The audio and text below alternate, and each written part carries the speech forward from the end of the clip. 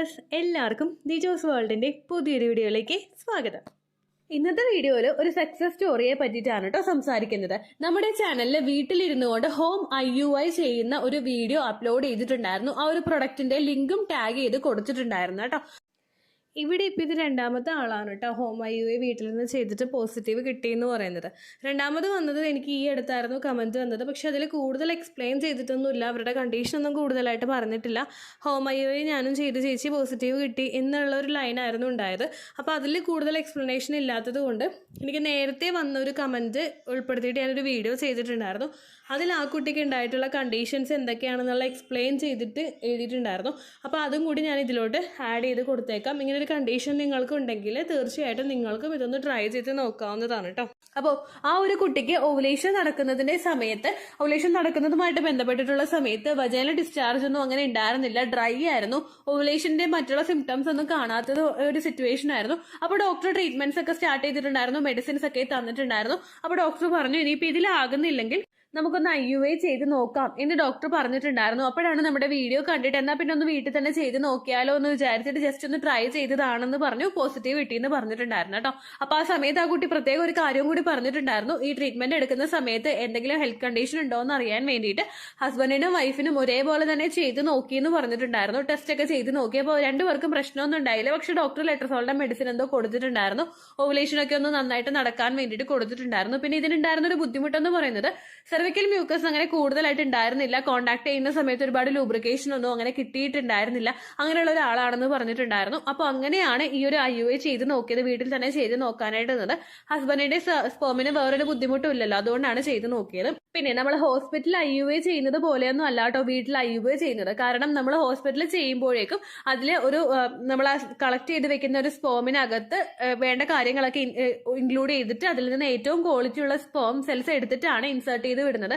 പക്ഷെ ഇതിൽ നമുക്ക് അങ്ങനെയൊന്നും ചെയ്യാൻ പറ്റില്ല. കാരണം അങ്ങനെയുള്ള ഒരു ലിക്വിഡ്സ് നമുക്ക് ആ ഒരു ട്യൂബിലൊന്നും കിട്ടുന്നില്ല. നേരെ മറിച്ച് കളക്ട് ചെയ്തെടുക്കുന്ന ആ ഒരു സ്പേം സെൽസ് നമുക്ക് കൃത്യമായിട്ട് അകത്തേക്ക് കടത്തി വിട്ടിട്ട് ആ ഒരു നമ്മുടെ കറക്റ്റ് യൂട്രസിന്റെ അടുത്ത് തന്നെ ഇൻസേർട്ട് ചെയ്ത് വെക്കാൻ വേണ്ടിയിട്ട് നമുക്ക് പറ്റും. ആ ഒരു ട്രാവലിംഗിന്റെ പ്രോസസ്സ്, ഇപ്പൊ സെർവിക്കൽ മ്യൂക്കസ് ഇല്ല, ഡ്രൈ ആണ്, അങ്ങനെയൊക്കെയുള്ള സിറ്റുവേഷൻസ് ഒക്കെ ഉള്ളവർക്ക് അതൊന്ന് ചെയ്ത് കഴിഞ്ഞാൽ കറക്റ്റ് ആ ഒരു യൂട്രസിന്റെ അകത്ത് തന്നെ ഇൻസേർട്ട് ചെയ്ത് വിടാനായിട്ട് നമുക്ക് സാധിക്കും അടുത്ത് തന്നെ. അതിന് വേണ്ടിയിട്ടാണ് ഈ ഒരു മെത്തേഡ് ഫോളോ ചെയ്യാനായിട്ട് പറഞ്ഞത് കേട്ടോ. അപ്പൊ ഞാൻ ഇതിനെപ്പറ്റി പഠിക്കുന്ന സമയത്ത് ഒരുപാട് ഡോക്ടേഴ്സ് ഈ ഒരു മെത്തേഡ് ചെയ്യുന്നത് സജസ്റ്റ് ചെയ്തിട്ടുണ്ട്. നിങ്ങൾ തന്നെ വീട്ടിലിരുന്ന് ഹോം IUI എന്ന് പറഞ്ഞൊന്ന് ഗൂഗിളിൽ യൂട്യൂബിൽ സെർച്ച് ചെയ്ത് നോക്കിക്കഴിഞ്ഞാൽ ഒരുപാട് ഡോക്ടേഴ്സ് പ്രൊഡക്ട്സ് ഇൻട്രൊഡ്യൂസ് ചെയ്ത് കൊടുക്കുന്ന വീഡിയോസ് കാണാനായിട്ട് നിങ്ങൾക്ക് സാധിക്കും കേട്ടോ. അപ്പൊ അതൊക്കെ കണ്ടിട്ടാണ് എന്തുകൊണ്ട് അപ്പൊ നമുക്ക് ചെയ്തുകൂടാ എന്ന് വിചാരിച്ചിട്ടാണ് ഞാൻ വീഡിയോ ചെയ്തത്. നിങ്ങൾക്ക് പറ്റുമെങ്കിൽ മാത്രം ആ ഒരു മെത്തേഡ് ഫോളോ ചെയ്യാം.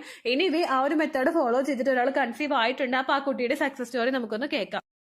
ഫിസിക്കൽ കോണ്ടാക്ട് ചെയ്യുന്ന സമയത്ത് മൊത്തം പുറത്തേക്ക് പോകുന്നു ചേച്ചി, അല്ലെങ്കിൽ ഒരുപാട് തവണ ട്രൈ ചെയ്തിട്ടുണ്ട് പക്ഷെ പ്രഗ്നൻസി ആകുന്നില്ല ചേച്ചി എന്നൊക്കെ പറഞ്ഞ് വിഷമിക്കുന്ന ആളുകൾക്ക് യൂസ് ചെയ്യാൻ പറ്റുന്ന ഏറ്റവും ഇമ്പോർട്ടന്റും ഏറ്റവും ഈസിയും ഒക്കെ ആയിട്ടുള്ള ഒരു ടിപ്പിനെ പറ്റിയിട്ടാണ് ഇന്നത്തെ വീഡിയോയിൽ സംസാരിക്കുന്നത്. അപ്പൊ അതെന്താണെന്ന് നമുക്ക് നോക്കാം. വീഡിയോ നമുക്ക് സ്റ്റാർട്ട് ചെയ്യാം കേട്ടോ. ഇവിടെ സംസാരിക്കാനായിട്ട് പോകുന്നത് ഹോം IUI പറ്റിയിട്ടാണ്.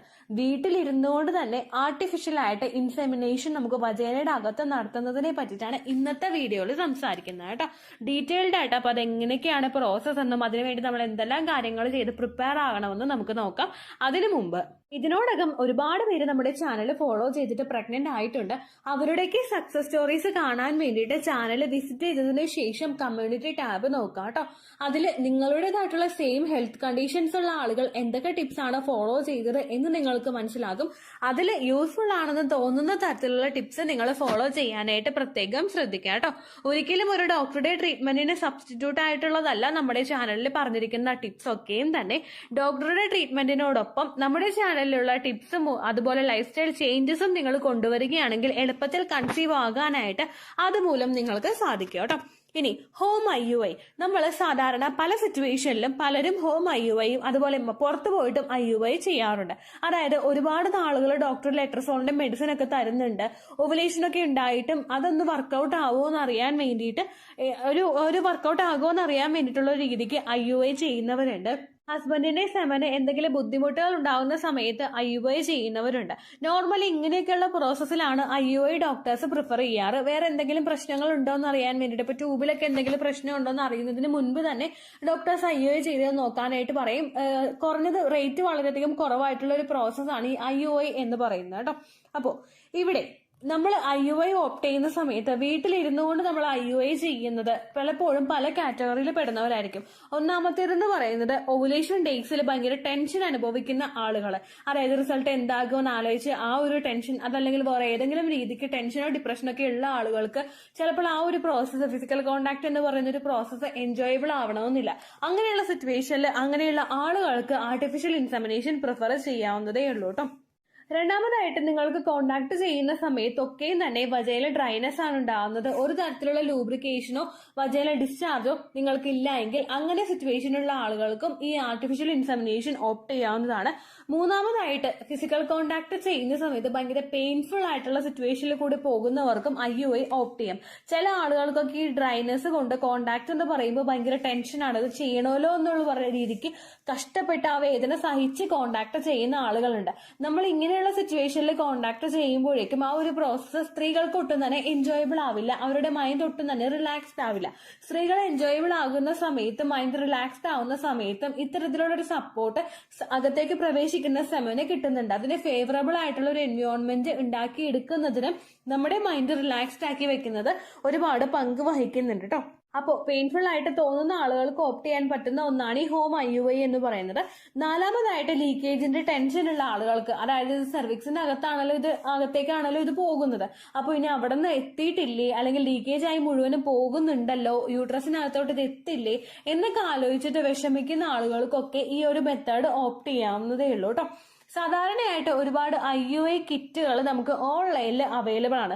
ചില മെഡിക്കൽ സ്റ്റോഴ്സ് വഴി നമുക്കത് കിട്ടുകയും ചെയ്യും. എന്നാൽ ചില സിറ്റുവേഷനിൽ നമുക്ക് ഓൺലൈനായിട്ട് ഫ്ലിപ്കാർട്ടിൽ നിന്നോ ആമസോണിൽ നിന്നോ ഹോം IUI കിറ്റ് നമുക്ക് മേടിക്കാവുന്നതേ ഉള്ളൂ കേട്ടോ. സെപ്പറേറ്റ് ആയിട്ട് പലതരത്തിലുള്ള കാറ്റഗറിയിൽ പ്രൊഡക്ട്സ് ഈ ഹോം IUI കിറ്റിൽ അവൈലബിൾ ആണ്.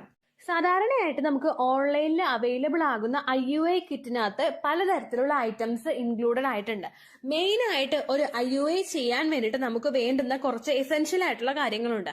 ഒന്നാമത്തേത് സ്പേം കളക്ട് ചെയ്തെടുക്കാൻ വേണ്ടിയിട്ട് നല്ലൊരു സ്റ്റെറൈൽ ആയിട്ടുള്ള ഒരു കണ്ടെയ്നർ വേണം. ഇതിൽ ഇജാക്കുലേറ്റ് ചെയ്തിട്ട് പുറത്തേക്ക് എത്തുന്ന സെമൻ നമ്മൾ കളക്ട് ചെയ്യാൻ വേണ്ടിയിട്ടാണ് നമ്മൾ നല്ലതായിട്ടുള്ള ഒരു സ്റ്റെറൈൽ ആയിട്ടുള്ള ഒരു കണ്ടെയ്നർ യൂസ് ചെയ്യുന്നത് കേട്ടോ. രണ്ടാമതായിട്ട് നമുക്ക് ഒരു സിറിഞ്ച് വേണം. അത് നമുക്ക് നീഡിലില്ലാത്ത തരത്തിലുള്ള ചെറുതായിട്ടുള്ള ഒരു സിറിഞ്ചാണ് രണ്ടാമതായിട്ട് പ്രിഫർ ചെയ്യുന്നത് കേട്ടോ. മൂന്നാമതായിട്ട് നമുക്ക് വേണ്ടത് ഒരു IUI കാനുല നമുക്ക് വേണം. അതായത് ഒരു കാത്തീറ്റർ പോലത്തെ ഒരു സംഭവമാണ് കേട്ടോ അത്. ഈ ഒരു കത്തീറ്റർ വെച്ചിട്ടാണ് അകത്തേക്ക് ഇത് ഇൻസേർട്ട് ചെയ്ത് വിടുന്നത് കേട്ടോ. നോർമലി ഉണ്ടാകുന്ന ഒരു IUI സെറ്റിൽ ഇത്രയൊക്കെയാണ് ഉണ്ടാകുന്നത്. പക്ഷെ വേറൊരു സെറ്റ് ഞാൻ ഓൺലൈനിൽ നോക്കിയപ്പോൾ കണ്ടിട്ടുണ്ടായിരുന്നു കേട്ടോ.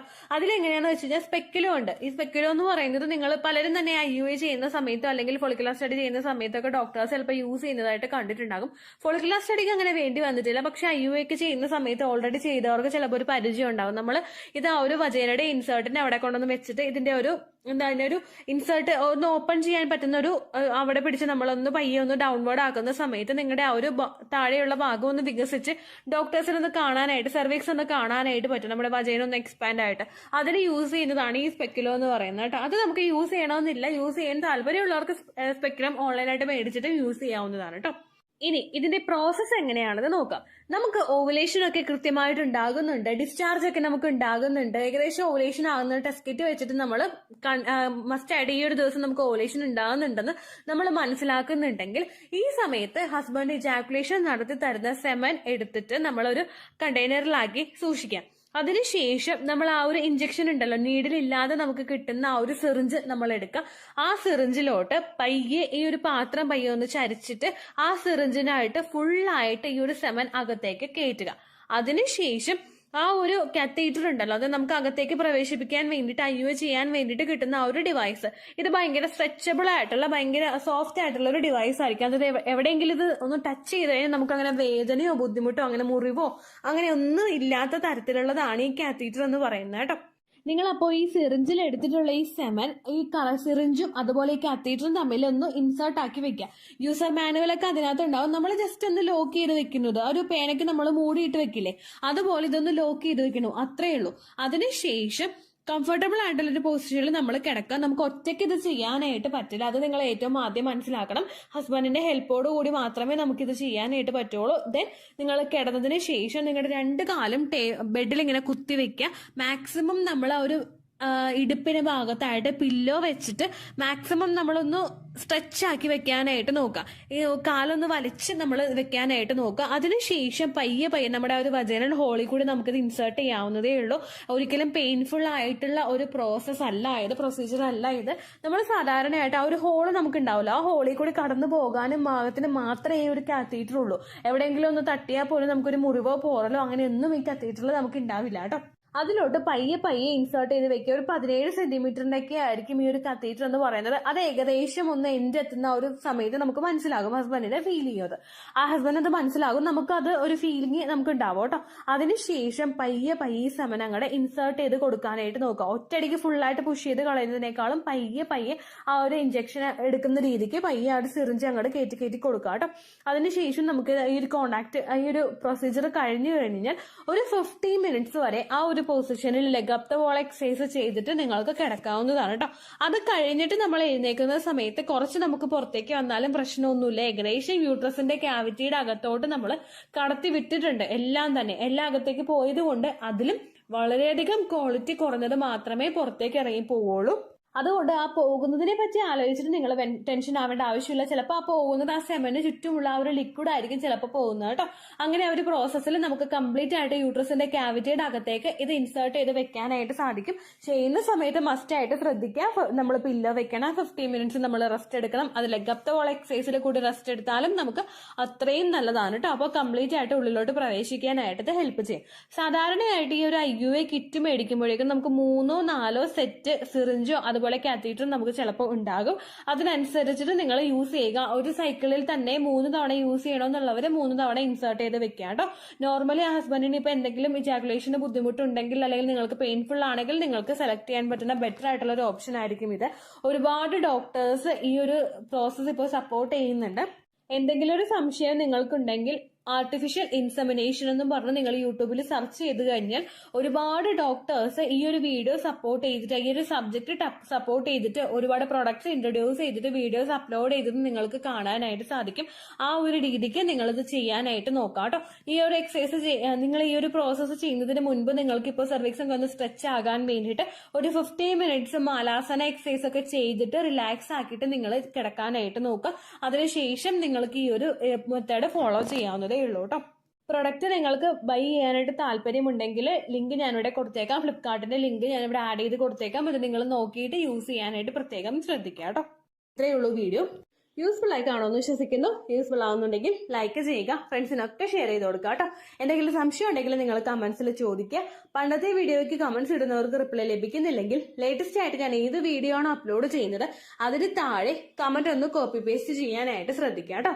അതുപോലെ ഓവുലേഷൻ ഡേറ്റ് കാൽക്കുലേറ്റ് ചെയ്ത് തരാനായിട്ട് റിക്വസ്റ്റ് ചെയ്യുന്ന ആളുകൾ എത്രയാണോ സൈക്കിൾ ലെങ്ത് അത് മെൻഷൻ ചെയ്യാനായിട്ട് ശ്രദ്ധിക്കുക. സൈക്കിൾ ലെങ്ത് എന്നതുകൊണ്ട് ഉദ്ദേശിച്ചത് ഓരോ മാസവും എത്ര ദിവസം കൂടുമ്പോഴാണോ ബ്ലീഡിങ് വരുന്നത് അതാണ് സൈക്കിൾ ലെങ്ത്.